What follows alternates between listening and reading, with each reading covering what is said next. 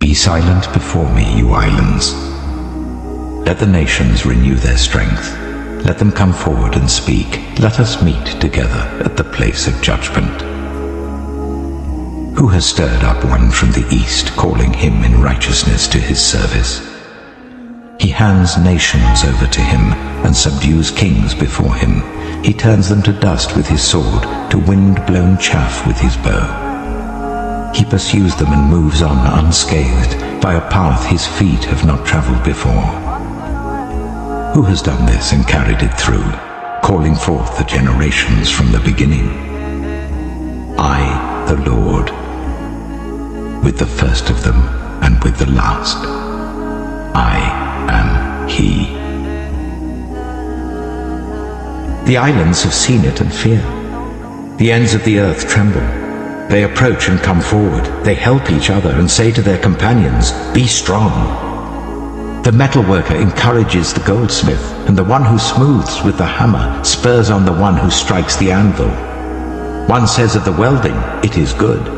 The other nails down the idol so that it will not topple. But you, Israel, my servant, Jacob, whom I have chosen, you descendants of Abraham, my friend, I took you from the ends of the earth, from its farthest corners I called you. I said, "You are my servant." I have chosen you and have not rejected you, so do not fear, for I am with you. Do not be dismayed, for I am your God. I will strengthen you and help you. I will uphold you with my righteous right hand. All who rage against you will surely be ashamed and disgraced. Those who oppose you will be as nothing and perish.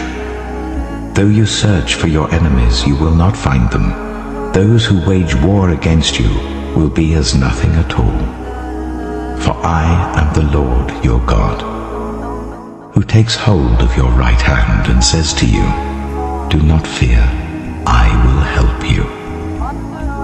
Do not be afraid, you worm Jacob, little Israel, do not fear, for I myself will help you, declares the Lord, your Redeemer, the Holy One of Israel. See, I will make you into a threshing sledge, new and sharp with many teeth. You will thresh the mountains and crush them, and reduce the hills to chaff. You will winnow them, the wind will pick them up, and a gale will blow them away.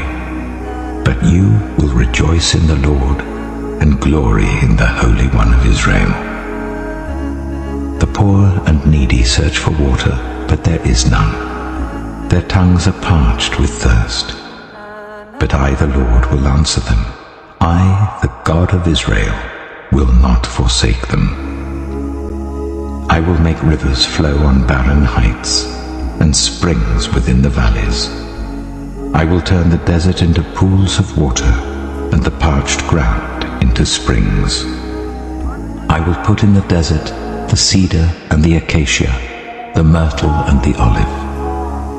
I will set junipers in the wasteland, the fir and the cypress together, so that people may see and know, may consider and understand that the hand of the Lord has done this, that the Holy One of Israel has created it. Present your case, says the Lord. Set forth your arguments, says Jacob's King. Tell us, you idols, what is going to happen. Tell us what the former things were, so that we may consider them and know their final outcome.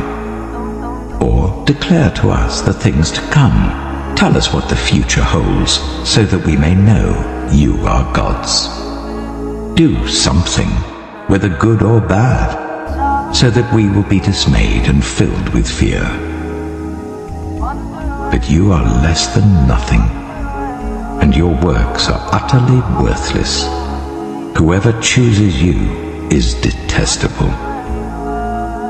I have stirred up one from the north, and he comes, one from the rising sun who calls on my name.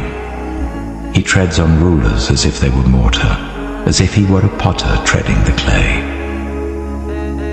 Who told of this from the beginning, so that we could know, or beforehand, so that we could say, he was right? No one told of this. No one foretold it. No one heard any words from you. I was the first to tell Zion, look, here they are. I gave to Jerusalem a messenger of good news. I look, but there is no one. No one among the gods to give counsel, no one to give answer when I ask them. See, they are all false. Their deeds amount to nothing. Their images are but wind and confusion.